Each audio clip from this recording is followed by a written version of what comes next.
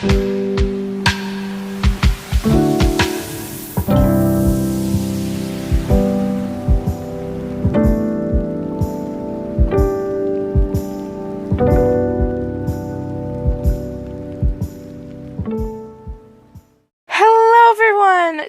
we're going to be reading A Drop of Color, Bloody Painter XF Listener Up in Here. So this is chapter 6, but we are currently in chapter 7. I'm just in chapter 6 for the purpose of the recap. So basically, long story short, we end up going to Helen's house. We end up finding this guy's name eventually, introducing ourselves and whatnot. He had to attend to his grandfather, which, as far as we know, is the one who knows about this world or made this, something like that, but that knows more and it can explain to her like why the world is the way it is.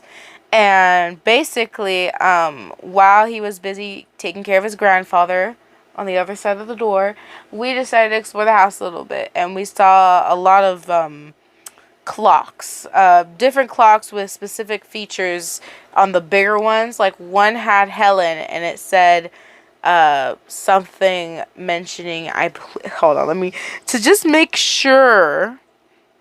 There was one, I think Helen was color or sound, I think. But there was one that also mentioned his mom, his sister, himself, his grandfather. All symbolizing different things like sound, color, light, and other things. Let me see. Excuse me. So, his grandfather's son, his younger sister is literature, and Helen is light, and his mother is color. And then he eventually came out, and he started explaining to us about the clocks and what they symbolize for each person, which I believe there are 4. His sister, himself, his grandfather, and his mother. And when we tried to talk about his mom, we realized that he was very touchy about the subject, and we kind of had to let it go because we didn't want to make him uncomfortable after we just met him. Eventually, he said that his grandfather's ready for us to meet him or something like that. We eventually went inside, and he's like, hold on, let me see. He's like, so you're the one that found my old house? And as he continues talking, the more confused Helen gets, because I believe this is the only world he knows about. He doesn't understand what his grandfather is saying, but we do. And eventually we continue talking, and he's like, he's about to tell us about the story of the world that we are currently in, which has no color, and on the outside of the house has no sound either. So, yeah. Anyways, without further ado, let's officially get into Chapter 7, A Grim Story. You leaned forward a bit in pure anticipation as a look of absolute intrigue spread across your colorless face, and Dorian grinned at the curiosity that you radiated, gesturing towards a stool on the other side of the room and an indication that he wanted you to sit. You obliged, dragging the stool towards his table and getting as comfortable as you were able to on a backless wooden stool. His mere invitation on sitting with him indicated that his story was rather a long one. Helen let out a sigh as he approached the table and glanced at Dorian's untouched lunch tray, swirling the spoon in a now lukewarm soup a few times and casting his grandfather a hopeless look in a last-ditch effort to ask him to eat something. I'm sorry, Helen. Dorian let out a sigh of his own as he recognized the effort that his grandson went through to prepare the tray for him in the first place. Let's just save it. I can heat it up for dinner myself later. I'd imagine you'd become quite busy. You'd become quite busy pretty soon here anyway.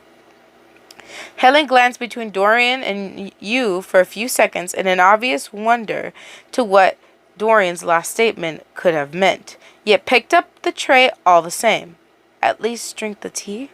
Helen merely chose to answer quietly as he placed a blank teacup down in front of Dorian. It contained your medicine. Nodding at the compromise, Dorian rose a teacup to his lips, most likely in order to appease his grandson by this point, and took the smallest of sips. His wrinkled hands shook in the way that only age could make people tremble. You reach out hesitantly as well, unsure of what you could do to help. Maybe you could hold his hand steady so he would have an easier time drinking. Dorian and Helen both took note of your insecure actions, and a soft smile made its way across Dorian's face while Helen stared at you calculatively. Your help is appreciated, but hardly necessary. Dorian said to you kindly, at least when it comes to helping me, that is. I'm the least of everyone's worries. Muttering something under his breath and shaking his head in the negative, Helen swiftly carried the tray out of the room and softly closed the door behind him. My apologies. Dorian continued as his translucent eyes followed Helen's retreating back out of the door. He is a really kind boy. He's just has trouble communicating, and brought up in a soundless world and almost completely cut off from others hasn't helped in the slightest. I've done my best to raise him and his sister, but he really does take after his mother. Letting out a sigh, Dorian placed his teacup back down on the table and picked up the piece of wood that he had been carving before you had intruded upon his company, and continued to whittle and cut tiny pieces and shavings of the wood away. I'm sure you did the best you could, you offered. After all, it was all you were really able to say, given the lack of information you had about the entire situation. Dorian nodded slowly, as his eyes were now completely focused on the wood in his hands. I'm going to tell you a story, he then announced. This world used to be so beautiful. There was color everywhere. People went outside. There were communities and societies that were safe, full of families, friends, and children. People were educated and literate with libraries and schools all over. Creatures and humans could coexist. That's not to say they weren't problems, but where there are groups of living things together, there will always be conflict. But things were relatively peaceful for so long. Creatures? You asked in interest. You didn't mean to interrupt, but you couldn't help but be caught up in every detail that Dorian mentioned. Everything was just so intriguing. Dorian nodded. I've been to your world, and I know that the rules in which it operates. Just as you have what you call the animals, we have the creatures. Although, you may find that the creature here are a bit more intelligent. They have the ability to communicate across species. They can organize, plan, befriend, or be foe. In fact, one could even argue that the humans are by no means more developed or intellectual than the creatures. When it comes down to things, we are on the same level despite our differences. In your time in this world, you will most certainly encounter creatures. While some are friendly, others may be hostile. Understandably so. The humans have committed many atrocities over the past 20-some years, ever since Erebus took over. Erebus? You asked, raising an eyebrow. For some reason, that name did not spike or evoke any warm feelings in you whatsoever. Maybe it was the bitter way in which Dorian mentioned the name, but it gave you a very bad feeling indeed. Erebus took everything positive in this world had and stomped it out, Dorian explained, his expression furrowing as he spoke of this person. It was because of him that this world is colorless. People are uneducated, and the different species are divided. He is the cause of the isolation, the widespread famine, and the poverty that a majority of us face here. Why? You ask. How could he accomplish such a thing? Well, Dorian sighed. At first, he started with the creatures. He could never understand them, and naturally, people fear what they cannot understand. After gaining power by instilling fear in other humans over in the great city, he started with the pixies and fairies. From there, he moved on to the bigger targets that weren't quite as easy to bully, like mere people and centaurs. Once he had successfully eradicated those populations, he continued with the most misunderstood and difficult to communicate with all, those such as the dragons, griffins, and minotaurs. It took everything you had not to stand from your chair in anger. How awful, you explained, and you couldn't help but feel the rage that the elderly man before you was all but radiating at this point. The genocide was widespread. Dorian agreed. Much of the populations of the creatures have been wiped out. Of course, the remaining ones are now in hiding. They fled, constructing their own communities that are rather difficult to find. Only a few can sneak them out. Strangely enough, I believe that you may be one of them. Same goes for Helen. Me? You asked, blinking in surprise and pointing towards yourself rather stupidly. Yes. Dorian nodded. You can see the lights. The stars. I believe you referred to them as.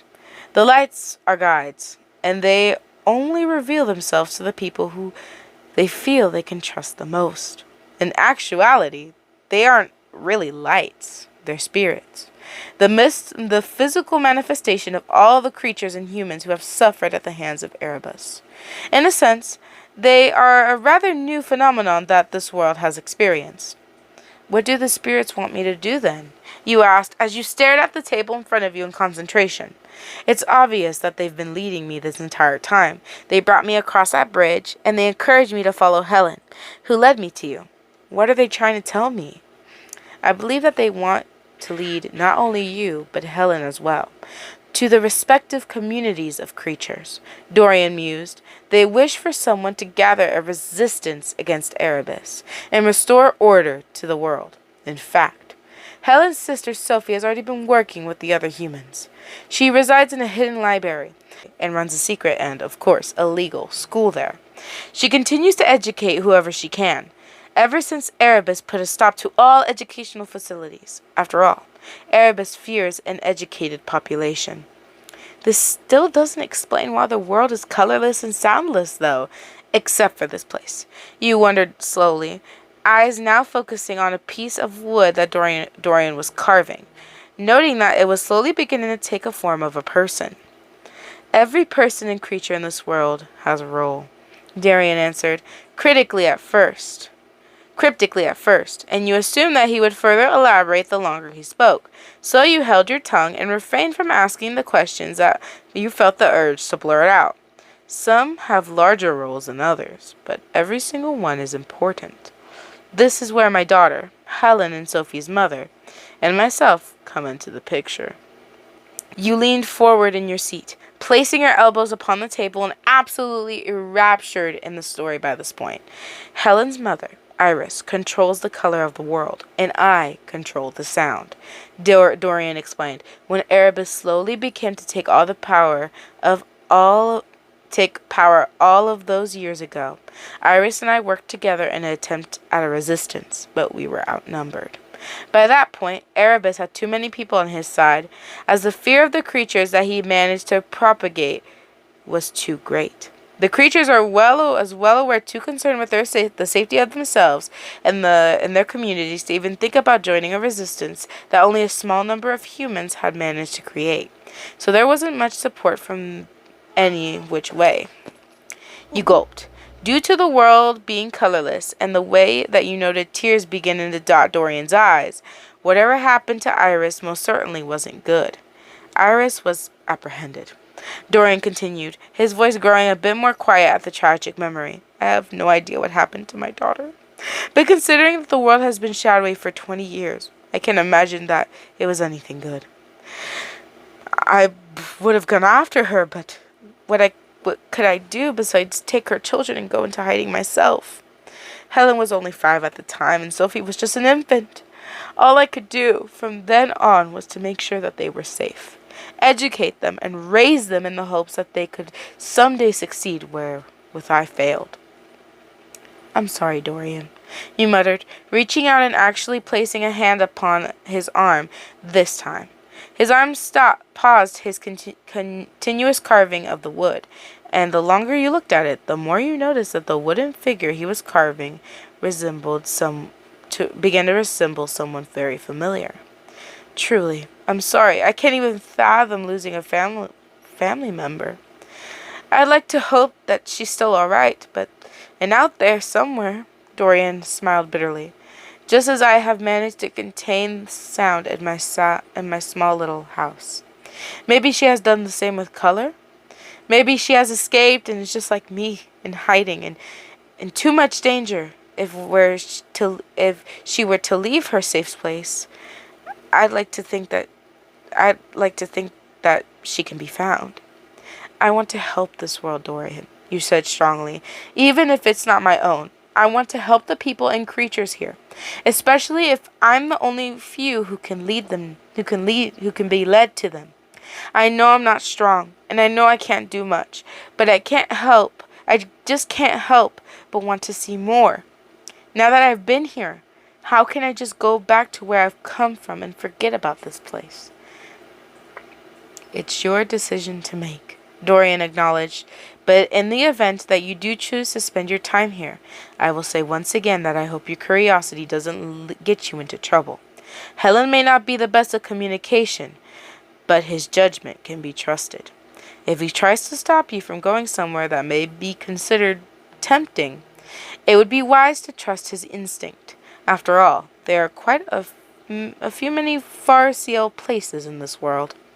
You nodded grimly. If you had to be honest, you weren't sure if you trusted your own judgment when it came to exploration either. At least you had Helen, Dorian, and the spirits on your side to help guide you. Sitting up a bit straighter in your chair, now that you recognize Dorian's story just to be about finished, you couldn't help another question pop into your brain. What's the name of this world? You asked in interest. For now, we only refer to it as the Dark World. Dorian answered cryptically, placing his now finished wood carving figurine on the table in front of him, facing you so you could properly see it. Even though it was a colorless piece of wood, it looked strikingly like you. Erebus. Origin, Greek, meaning deep darkness or shadow. Alright everyone, so we is in chapter 8, A Mysterious Pin. At some point or another, you weren't sure when you were absolutely enraptured and engrossed in Dorian's story. Helen had entered the room again.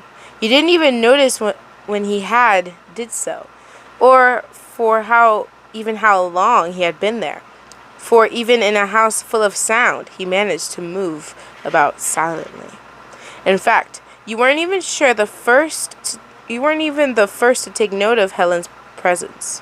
Dorian's eyes crinkled slightly as they focused on a point behind you and towards the door. You look skeptical, Helen. He then pointed out, and only then was when you spun around in your chair in surprise and almost managed to fall off at the speed of your actions. How long had he been standing there? I am unsure about the entire thing. Helen then admitted, a doubtful frown painted across his face as his eyebrows furrowed dubiously. I'm going to say dubiously. The creatures hate the humans. Why would any of them trust or even listen to two random humans who show up before them? On the contrary, not all of the creatures harbor such ill feelings, Dorian explained. If I were you, I'd start out with the pixies and the fairies. They have long since been in alliance with me and your mother, something that could even be considered close to a resistance against the Erebus had been formed with the pixies before their population suffered as well, and the ones that were left behind understandably fled. If you mention to them either me or your mother's name, then it is quite possible that they will give you the benefit of the doubt. How can we even communicate with them, though?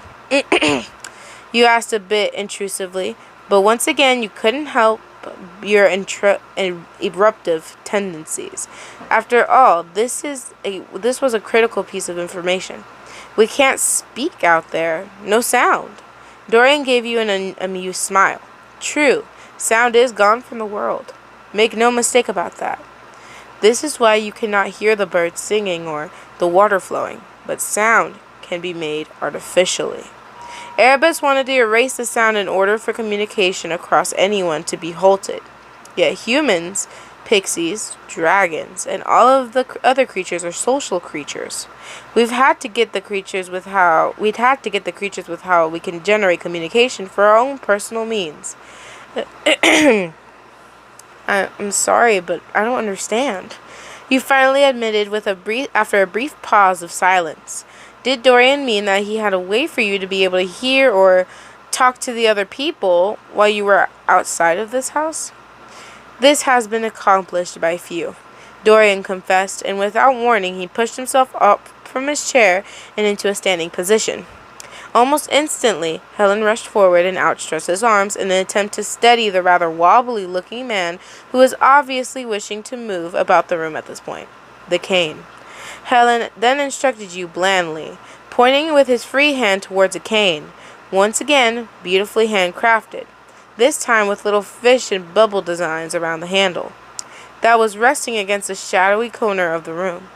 Rushing to oblige, you grabbed the smooth and wonderfully crafted work of art and quickly handed it to Dorian, who instantly accepted it and leaned against it heavily with a bit of a winded breath to him, as the sudden movement had the ability to quickly tire him out. "Granddad, what are you looking for?" Helen asked. "Just let me get it for you."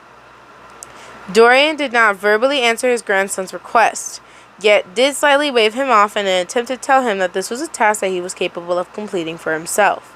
Helen looked for a moment as if he wanted to argue, yet seemed to decide against it. Instead, he pointed his blank gaze straight into the direction that Dorian was now turning to, being sure to stay directly by his grandfather's side just in case that something should happen. You as well hurried to Dorian's other side and looped one of your arms around his, determined to be of whatever assistance you could be. Noting you and the gently way in which you treated his grandfather, Helen let out a brief nod of his head as he continued to walk. Crossing the room at the pace of an elderly man, Dorian finally came up to a stop in front of a wooden hutch, one that you assumed that he had also crafted and, ironically enough, looked strikingly similar to the one that you had found in your basement. The one with all the music boxes in them. "I'm all right now," Dorian muttered a bit breathlessly. You patting your hand gently a few times as he spoke, and you took this as your cue to let go. It always seems though, that those first few steps are the hardest. Helen caught your eye behind his grandfather's back and shook his head in the negative with his dark hair swishing back and forth, silently implying to you that it would still be wise to stay close to Dorian's side, just in case. Dorian stooped down and opened one of the glass doors with shaky hands. "You look like you've seen something familiar," he then pointed out, rummaging a bit inside the hutch in obvious search of something. "Yes," you acknowledged. "It looks just like the one that I found in my basement, back at home. It had a bunch of music boxes in it. I made all of the items that I left there," Dorian said with a bit of pride. "I carved them, and Helen's mother painted them. She loved color, every single shade, tone, and palette. I think her favorite combinations were the ones that didn't make sense." You let out a little laugh in agreement. That definitely explained some of the obscure color combinations that you had come across in that house. Upon learning that the origins of the house, you no longer found it strange. You could only hope that you could convince your parents to not paint over the original color of the house. Anyway, Dorian continued, pulling out a box from the back of the shelving area of the hutch and opening it up. A strange yet hauntingly beautiful minor tune began to play upon the box being opened, and you couldn't even miss the comforting way that Helen looked upon the box. Was this perhaps a box from his childhood? It certainly looked a bit old and worn at this point, and the music seemed to be a bit faded with clashing tunes that had less to do with musical ineptness and more to do with pure age. Reaching inside the box, Dorian pulled out a pen, and the closer you looked at it, the more you noted how it resembled the strange pen that Helen had pinned on his shirt front. Although unlike Helen's pen, which had made a smile design painted on it, the one that Dorian held had a crescent moon and star design above a magnificent tree of life. I have devised my own special way to help communicate with others outside of the house," Dorian explained. "I'm sure that Erebus has done the same, as well as other species of creatures. For example, I know for a fact that fairies have developed a sign language. The dragons have always been able to communicate telepathically, And the mirror people have designed a unique Morse code type of language that creates vibrations in the water with their fins. I will admit that I hold a bit of an advantage, as I do control the sound of the world. Through this ability, I have constructed these pins. You stared at the pin that Dorian held tenderly in his hands, with a strange expression crossing your face. Sure, you could understand that communication could work through sign, code, and even telepathy, but how is a pin supposed to help you? Dorian let out a laugh at your confused expression, and even Helen spared a small smile at the perplexed situation. May I? Dorian then asked for your permission, and you let out an unsure nod, allowing him to firmly place the pin to the front of your shirt. These pins allow you to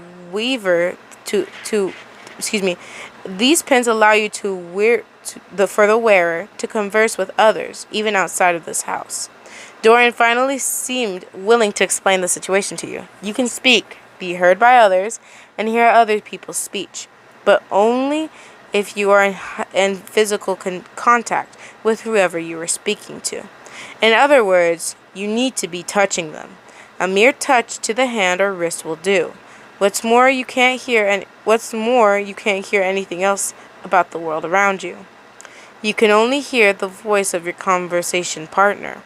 And as soon as the physical contact is broken, your partner's voice will once again fall upon silence. I guess that makes sense. You nodded slowly.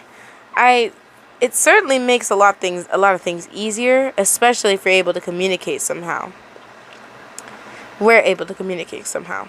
Attempting once again to catch Helen's eyes as you addressed him, Helen looked in your general direction and let out a nod of his own. Though you didn't miss that once again, he failed to catch your eye. Shutting the music box back up and placing it gently back into his hutch, Dorian made his way to his table with you and Helen on either side of him. Once he was safely settled back into his chair, he reached down and picked up a few pieces of wood that was laying in a pile on the floor next to him and began to resume his carving and wilting. I suppose that you two of you had ought to begin getting ready, Dorian suggested.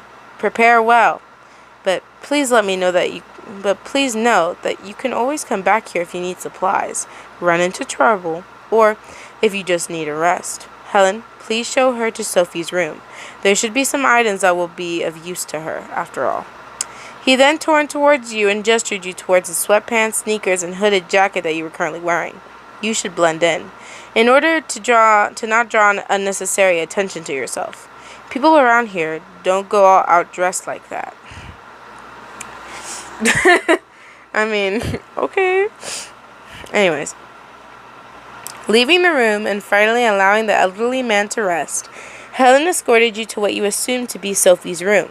In actuality, it was the same room that Helen seemed to be using as his own bedroom, and was merely divided by a curtain. It was also small, cramped, and packed to the brim with stuff. You thought it was rather kind of Helen to keep his sister's room and completely intact, even though she was no longer living in this particular house. You could also begin to imagine all the fights and arguments that could have inevitably ensued if they were living together and being forced to share such a tiny space with one another. You were absolutely positive that if you and Grayson had to live together in such close quarters, you'd probably end up killing each other. At the thought, your mind briefly traveled back to Grayson, and you wondered if he was still asleep or not. In fact, exactly how much time had passed since you came here? Did time flow the same way here as it did at home?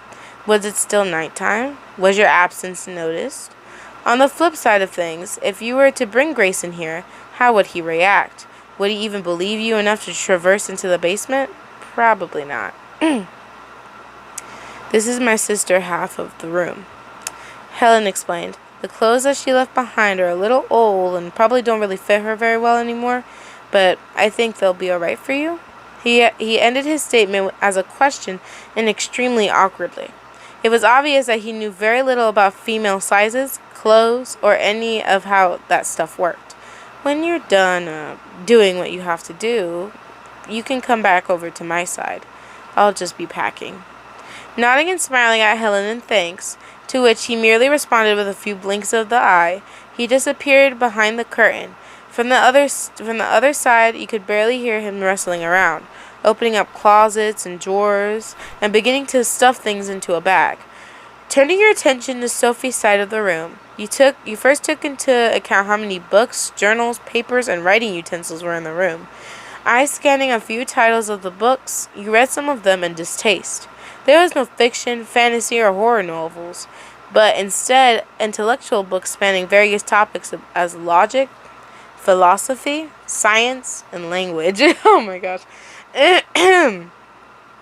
You were certain that if you even attempted to read even a few pages of these books, you would have given yourself right up to sleep. But to each their own, you supposed. Turning to the closet next, you opened the door hesitantly, not quite sure about how you felt wearing a stranger's clothes. Yet you suppose that you'd rather blend in than possibly sabotage the success of your journey. So you would deal with it. Rummaging around for a few minutes and pushing aside a few articles of clothing on hangers, not that there was much clothing to choose from to begin with, one outfit caught your eye. One particular outfit caught your eye. Pulling the dress out of the closet, you instantly put it on and hoped that it would look as flattering as on you as it did on the hanger. The black and the flowing skirt stopped just above your knees, and it cinched at the waist. As the color of the dress slowly faded from black to gray, the lighter it went up your body. The black ribbon was attached to the waist, was meant to serve as a bow that would tie up in the front. The top half of the dress was buttoned up, which became a little baggy again after the waist cinch, and ended up being a short sleeve fashion. The business-style collar of the dress was a light gray, and the white polka dots decorated the top part of the dress. You tried your best to contain the childish giggle as you twirled around a few times in the center of the room and allowed the material of the skirt to swish comfortably around your legs. You wondered if you had managed to hide your tiny laughs from Helen. If you heard them, he made no indication that he did. Selecting a pair of black ankle boots that seemed that they would be comfortable enough to do a lot of walking in. You completed your look by pinning the pin that Dorian had presented to you onto your chest. Staring at yourself in the full-length mirror that was hanging on the wall next to the closet, you wondered if you truly looked like just another inhabitant of the dark world. Either way, you couldn't help but feel giddy in the dress. It was the type of dress that you had always wanted to wear, but never found the opportunity to do so. If you were to wear this at home, you would certainly receive weird looks from others, or even the dreaded and borderline obnoxious "what are you dressed up for?" question. Needless to say, you were happy. Turning your back on the mirror, you made your way to Helen's side of the room in an effort to help him finish up with the packing, so you could go ahead and get a move on with your journey. You were ready. Oh, that sounds like so much fun, bro. Oh my goodness. This is getting good the more I read it. Dang. Also, I'm so sorry. My throat is like dying on me. I'm telling you. Throat frackin' dying on me. So if I sound a little weird, I do apologize. It's just the way my throat feels at the moment. It does not feel amazing. Anyways, this, I believe, this is chapter 9.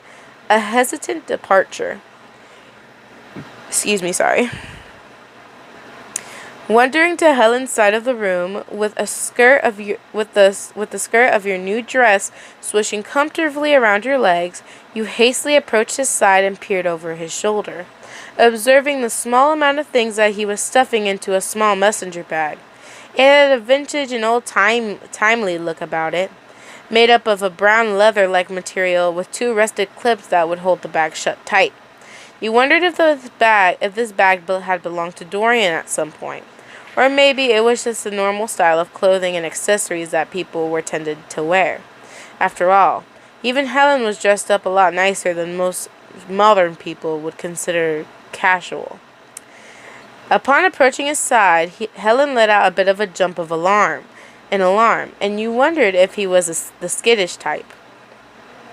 Placing a hand lightly over your mouth, you let out a small giggle as the tension in Helen's shoulders lessened once again after his jump of surprise. "I'm sorry," you apologized, and minding his sense of personal space, you took a small side step away from him. Perhaps his personal bubble was a bit wider than yours was. You hoped that you would be able to remember this small but important detail, for you didn't want to make him feel uncomfortable. "Never mind that," Helen muttered awkwardly as he shook his head in dismissal of your apology. "Anyways, I'm trying to keep our packing light. We don't want to carry too much with us. It'll just weigh us down in the end." "Do you want me to carry a bag too?" you asked brightly, not only eager to help in whatever you could, but just to get a move on already. You wanted to see more of this world, and you were ready to find the creatures. Sporting a rare smile at your energy and eagerness, Helen shook his head again and continued to stare at the bag that was laying on his bed in front of him. "All I need is for you to follow me. I will admit that I don't know anything about the place where you came from. In fact, I didn't even know there was more outside of this dark world until today. But my point remains. You don't know anything about this world." "Do you know where to start?" you asked, eyes finally trailing away from Helen, as you were sure that you were beginning to make him feel uncomfortable with your stare. Instead, you observed all over his own room, and the more you looked, the more particular things you found. Unlike Sophie's side, which was packed to the brim with studious things, Helen was a bit more abstract. Pieces of paper that had been stacked all over the walls, each one containing some type of unique drawing, picture, or combination of shadows and shades. Black and white pictures of flowers, night skies, trees, and snowy fields graced the walls, while other pictures of nothing but shadows blended in from white to gray to black had been scattered about. Shelves and drawers filled their contents of various art-looking tools like charcoals, pens, and paintbrushes fell out of their spots and onto the floor. Splatters of spilled black paint could be seen here and there across the room, and even on the bedspread. It was truly amazing how Helen had managed to find art without color. It made you wonder, had he ever even seen color? If you remembered correctly, Erebus took complete control when Helen was a child of 5. Even if he had seen color in his early childhood, it was highly likely that he would not have been able to remember it. "I am not certain," Helen began, after letting out a breath of air through his nose, "but I have seen evidence of pixies before, on the eastern edge of this forest. I say we head out in that direction first, but of course, the spirits will guide us." "Pixies," you muttered in curiosity. "What are they like?" "I've never met one or seen one," Helen confessed, "although my grandfather speaks rather highly of them. I've heard that they are generally friendly, but can be a bit mischievous, and apparently they don't get along very well with the fairies, but if you manage to gain their loyalty, you'll have it to the end. My grandfather has done it in the past anyway." "Let's go then," you called out, and forgetting yourself and your impulsive tendencies for just a moment. You grabbed Helen's wrist and began to pull him towards the doorway. "Hang on," Helen protested, and once again jumping unconsciously at your sudden touch, and he gently pulled his arm away. If you weren't mistaken, you thought that you may have seen Helen's pale white face darken just a bit around the cheeks, but you couldn't be sure. "I've still got to collect a few things. No need to rush." Muttering his last sentence under his breath, he turned back towards his bag and began to rummage about, most likely in an attempt to keep himself busy and get over his most recent scare. "Sorry," you apologized again, suddenly finding your shoes to be very interesting indeed. "I guess sometimes I just act without thinking." No. Helen waved you off shyly as he continued to mumble quietly. I'm just, I've never really talked to anyone that wasn't my sister or my grandfather. I'm not used to this. I don't know how to act around new people." "That's okay." You grinned lightly, even though Helen couldn't be able to see it due to his back being turned to you. "But if I ever do anything that makes you feel uncomfortable, just let me know and I'll stop." "Yeah." Helen said as his eyes traveled towards his art supplies next, and you wondered if he was actually debating on bringing some with him. Anyway, you should go see my grandfather one more time before we leave. I think he has one more thing that he wants to give to you. Taking a deep breath, you prepared to leave the house, which you were now recognizing as a sanctuary and safe place of sorts. After leaving Helen to finish up with the packing and visiting Dorian one more time, you were presented with two small twin daggers. You had been forced to listen to Dorian lecture you about weapon safety and how he hoped that you wouldn't have to use them. And a part of you felt like he was rather reluctant to give them to you, due to your rash and impulsive nature. Yet it would be foolish for anyone to traverse the dark world without some type of protection.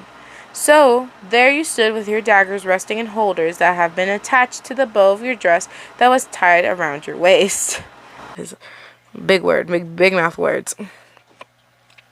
Using his cane and possessing a bit more strength than what he had earlier, for it seemed that during your absence he had finally chosen to grant Helen's wishes and finish his tea, Dorian walked you and Helen to the front door of the little house. Good luck out there, Dorian said to both of you. Take your time and be careful. As I said before, the pixies and fairies shouldn't give you trouble, and it is possible to bribe the dragons, but be warned. The mere people are reclusive and difficult to find. The centaurs are untrusting. The griffins might be hostile, and the minotaurs are unforgiving. Play your cards right and get on their good side. Convince them that we all are working for the same outcome. Turning his gaze specifically on you this time, Dorian continued his final words of wisdom. Don't be reckless and focus on what you have to do. And Helen? He then shifted his gaze towards his grandson, who stiffened just a bit under the serious look that Dorian was giving him. Find your confidence. I know this is difficult for you, but it is a major step outside of your comfort zone. And it is a major step out of your comfort zone. But now it's the time to do your part. After all, we all have roles here, and they are all important, no matter how big or small. Nodding at Dorian's advice, you tried once again to catch Helen's eyes. This time, you finally managed to do so. Thank you, Dorian, you said, for everything. Are you ready? Dorian asked. You were quick to respond with an affirmative nod of the head while Helen paused in hesitation. It took him a moment or two, but he finally gave an unsure nod as well, and you could tell that he was nervous. Come on, come back safe then. Dorian bid the both of you farewell. But Granddad, Helen bursted out. What if I don't want to leave you alone here? Your eyes traveled down to your shoes again, and it was easy for even you to know that the unspoken meaning behind Helen's words. Who will take care of you? What if I fail? What if this is the last time I see you? Don't worry about what happens here, Dorian said strongly. I have enough strength to keep myself going. It's time for you to get out of there, Helen.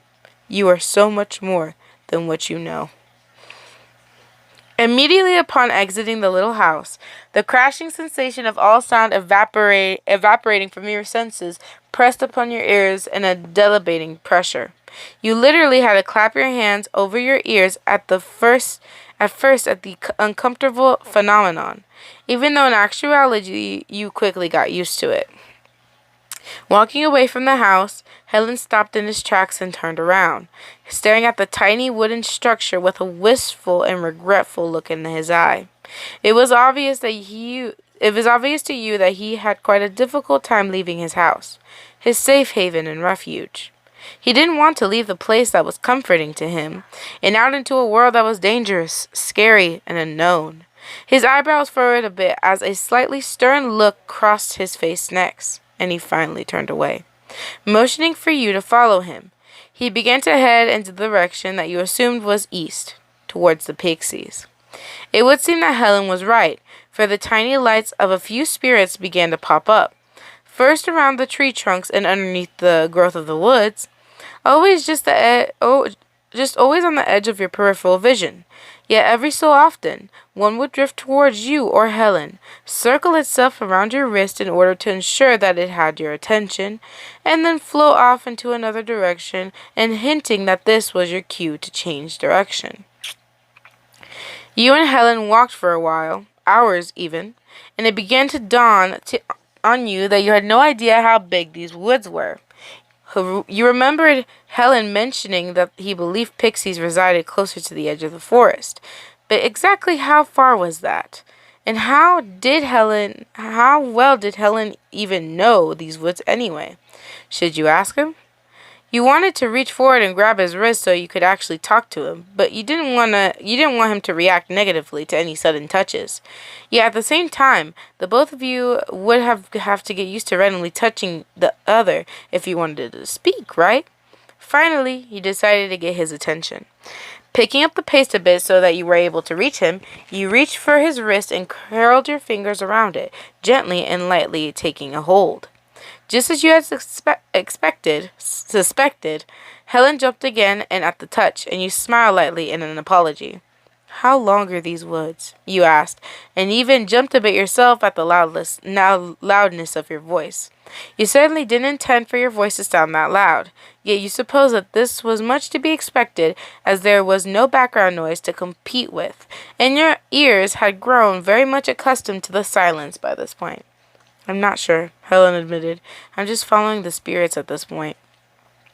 At the mention of this, it was easy for you to note that the number of spirits increased dramatically, to the point where you wouldn't have been able to stop and count how many, even if you wanted to. As you stopped in your tracks and unconsciously let go of Helen's wrist in amazement at the sheer amount of spirits, all twinkling and blinking faintly as they continued to gather, you couldn't help but wonder if you were getting close. Several spirits floated towards you and began to circle around your body again, while a few hovered directly in front of your face before drifting away a few feet into a particular direction. Their presence was physically warm and mentally comforting, almost like sitting by a fire in a cold night. It was obvious that they were urging you into a particular direction. This time it was Helen's turn to hesitantly grab your wrist, his touch light and unsure as his fingers were just barely glossed over your skin.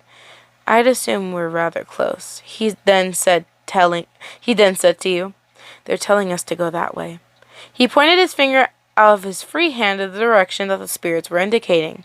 He then let go of you entirely and began to walk. Following the spirits for a few minutes, you felt a light breeze begin to pick up, as well as several bursts of what you would assume to be wind or air rushing past you a few times, almost as if something had flown past you. Yet, whenever you looked or tried to find the source of the wind, nothing greeted your eyes. After a few more bursts of wind shot past you, Helen then grabbed your wrist again, this time more strongly than what he had done earlier, and now you were the one to jump in surprise at the sudden contact. "The pixies," Helen said to you, and a trace of anxiety could be found in his voice as he spoke. "They're here." You couldn't help but gulp in a bit of fear as well as at the prospect. You knew Dorian said that the pixies were friendly, but what if they weren't? What if they didn't trust you for the sole reason that you were a human, or because you weren't a pixie? What if they wouldn't be willing to listen to you? What if they tried to hurt you? Ooh. New OC dropping in 3, 2, 1. Oh my god. Fine, we'll read one more chapter, man. Okay. I believe this is chapter 10 or 11, but I'm pretty sure it's chapter 10. But whatever it is, I'm gonna just put it on the screen to let you know. Anyways, a curious pixie. Your head turned in alarm in every which way as the sensation of something or someone flying past you at the speed that was almost incomprehensible not only continued but seemed to pick up. It caused your hair to swish about when one would pass by your head and the folds of your clothes to flutter, but you held your ground. You weren't sure where you gathered the courage to do so. Maybe it was from the spirits who only gathered closer to you and Helen, almost as if to encourage the both of you that you were on the right track. Or it perhaps was a sheer desire to see the pixies, to be able to meet them and converse with them. What did they look like? Were they similar to what you had always imagined, or how you read them about them to be in books and or seen in movies? Were they friendly, or would they be suspicious or even hostile? At some point, you begin to be able to catch blurs out of the corner of your eye. At first, you saw them whiz past, and other times they moved just a bit more slowly. Exactly how many pixies were currently buzzing past you? Looking over towards Helen, he continued to stand in his spot with a blank expression on his face, seemingly waiting for the pixies to reveal themselves, or for any indication that something else that required action was about to happen. What exactly were the pixies trying to accomplish by merely flying past you? Sometimes at offensively close distances. Were they trying to intimidate you, get you to go away, confuse you, or were they merely playing games? The strange buzzing continued. That is, until one of them ended up flying right into you, on purpose or by accident. It was hard to tell. Yet the pixie had crashed right into your stomach at the speed that actually hurt, and caused you to double over in pain and an oof. At least you wouldn't have verbalized your feelings of sharp pain in your abdomen if you were able to. Your sudden actions came to Helen's immediate attention as well, and he reached towards you, grabbing your arm and attempting to pull you back up to your normal height. Did one of them hit you? He asked in surprise. Genuine concern coated on his pale eyes as he looked at you. I'll be fine. You attempted to wave it off, yet clutched your stomach all the same. Where the pixie had hit you felt uncomfortable warm, almost as if something hot and fury had touched you. Certainly nothing even close to a temperature that would have been necessary to burn you, but hot enough all the same. Eyes focusing towards the ground, you gasped in surprise when you actually saw a little pixie, who appeared to be in a daze to the impact of his fall, sitting on the ground with his tiny legs stretched out before him, and his arms planted on the forest floor behind him, supporting his sitting position. He let out a somewhat comforted breath, while Helen's eyes narrowed suspiciously at the little creature before him. You weren't sure what Helen was thinking, but it seemed like this little guy had only hit you by accident. Maybe he was clumsy, or perhaps he wasn't looking where he was going. Maybe he had been flying too fast for his own good. Needless to say, you didn't think that he purposely meant to harm you. The little pixie gripped his long and shaggy hair uncomfortably, while his thin and paler face betrayed all indications of pain as well. While the world was black and white, and it was difficult to try to guess what colors he would have been in color, that had been restored to the world. You assumed that his hair would have either been a brown or even darker reddish tone, for it wasn't dark like Helen's, nor it was light enough to be considered blonde. You noted that he had straight hair tied back in several places, and admittedly failed attempt to keep the strands from falling into his face. He had a very short ponytail in the back, as well as other tiny and cute ponytails right above his forehead, and pointed up out in a diagonal angle, as he obviously tried to tie back the top layers of extremely thick hair. The rest of his hair that didn't have the fortune to be tied back settled around his head thickly and framed his face, coming to a stop towards the back of his neck.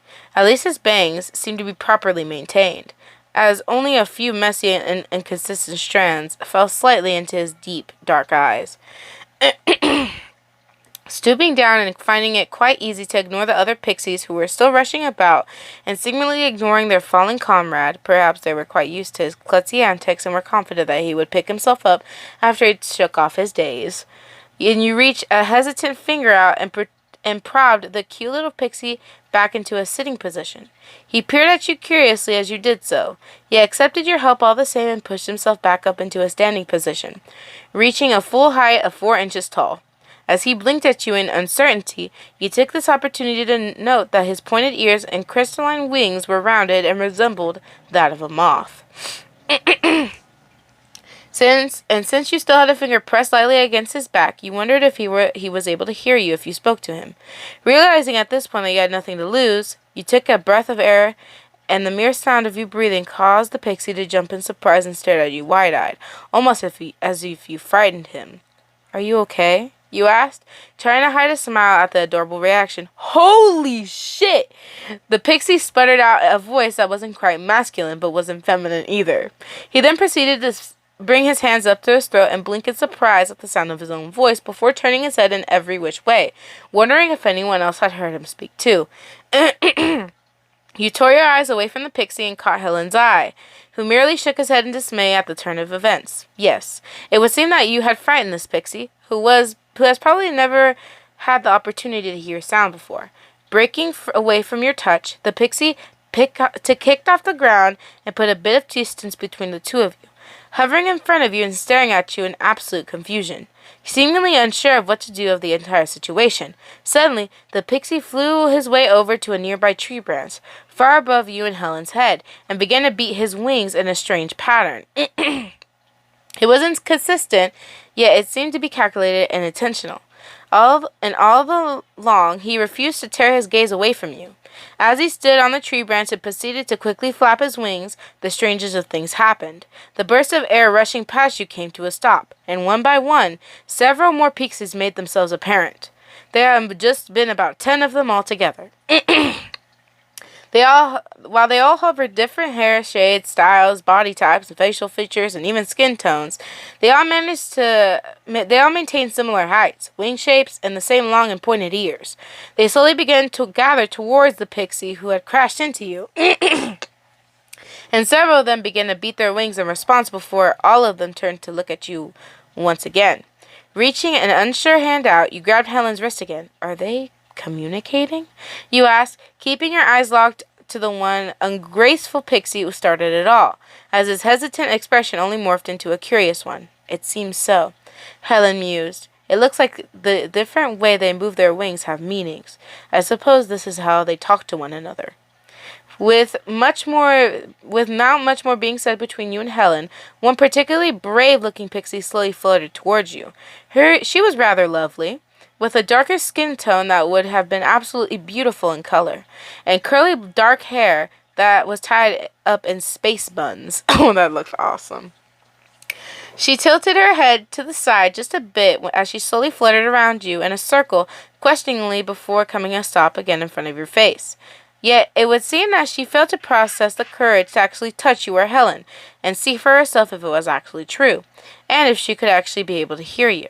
Pushing himself off the branch and making his way back towards you, the first pixie that you had encountered came to a stop in front of you, while the female pixie began to circle Helen next, who looked extremely uncomfortable with the entire situation. The little pixie reached an uncertain and even slightly shaking hand out towards you, to which you responded by reaching your hand out as well and facing your palm upward. You weren't sure at this point exactly what you were doing, but you wanted this pixie to know that you were not threatening. You were an ally, and you meant him or his kind no harm. The pixie looked at your palm and then back up towards you, and you spared him the smallest of smiles, before he slowly lowered himself onto your palm.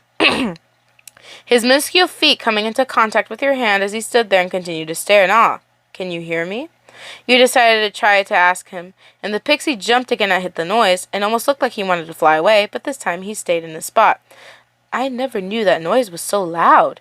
He finally decided to say, before looking at you, "What are you doing here? Humans don't come here, nor are they welcomed. But you don't seem threatening." You quickly noted that his style speech held quite a heavy accent, much resembling a Scottish accent that you sometimes heard back at home. "Please don't be scared." You attempted to reassure. "I promise we mean you no harm. In fact, we need your help." "Help with what?" he then asked, raising a quizzical eyebrow in your direction and twirling a strand of hair around his finger. And you rose your hand up a bit further so that you could better look at him in the eye. "You humans have caused us pixies a great amount of pain. My friend and I here," you tried to explain, and gesturing towards Helen, who was still being thoroughly inspected by the female pixie and seemed almost beside himself with discomfort by this point. "We were sent here by Dorian.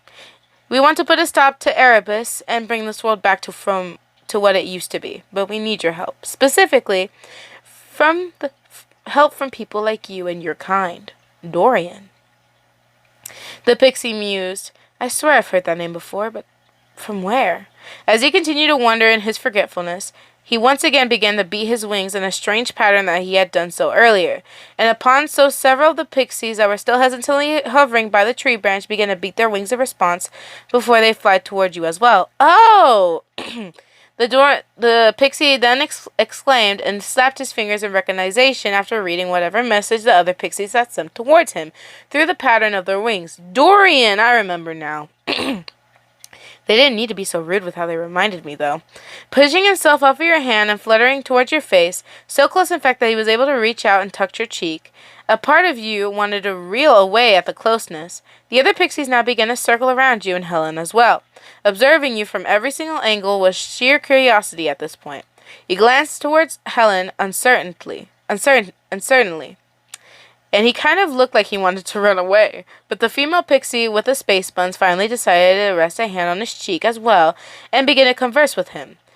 And what they were saying was a mystery to you, though, for you were not within physical contact with Helen.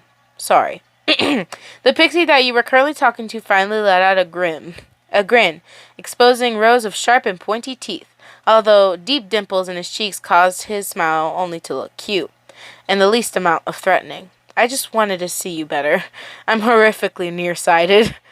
You let out a laugh of your own in response, which only caused the pixies to grin to widen at the prospect of making you laugh. This was why he ended up running right into you. Yet now you suppose that you were glad he did. If he hadn't have done so, none of the pixies would have probably stopped to talk to you. Have you ever seen a human before? You asked in curiosity. Have you ever seen a pixie before? He then let out your rather dumb question with his own, but he only continued to smile at you in the most friendly of manners, indicating that he did not mean any animosity by his slightly mocking question. I've seen pictures of humans. The pixie then decided to follow up with an explanation. Drawn by the elders, but they have always looked so ugly and stupid looking in the pictures.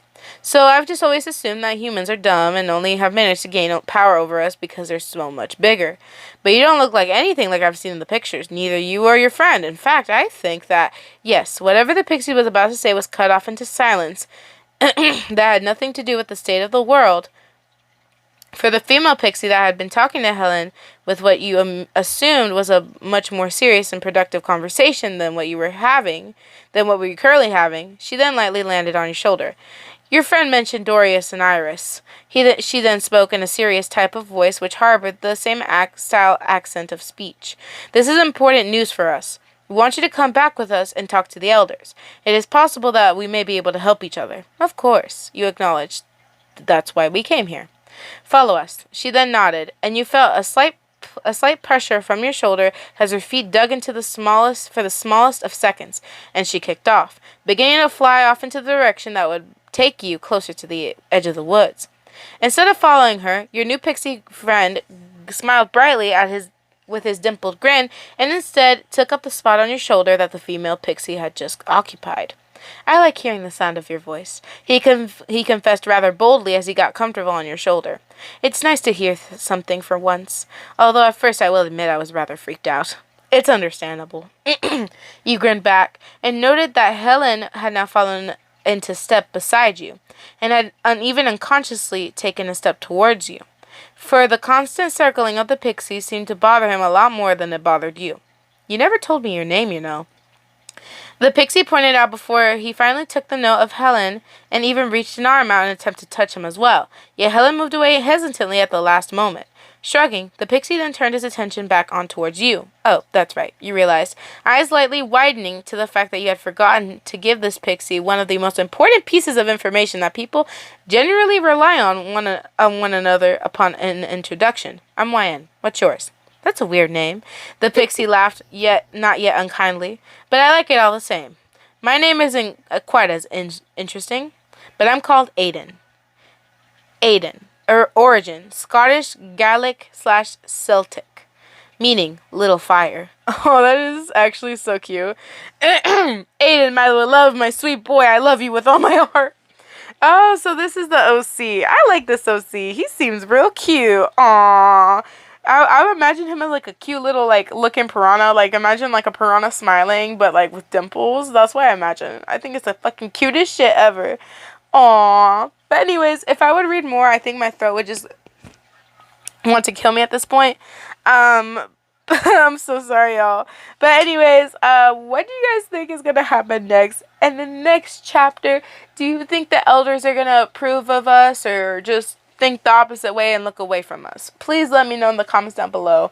Personally, I don't know. It's a big question mark. But, I mean, give me all opinions in the comments down below. I'll be interested to know what you guys think. Anyways, I am so sorry for coughing so much. I try to cut that out as much as possible, but my throat has been like the Sahara Desert. It doesn't feel like it now, but I sure cough like I sure cough like I do have it, but I don't. So yeah. Fantastic, right? Fantastic. Sorry.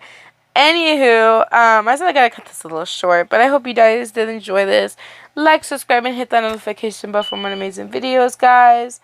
Bye and peace.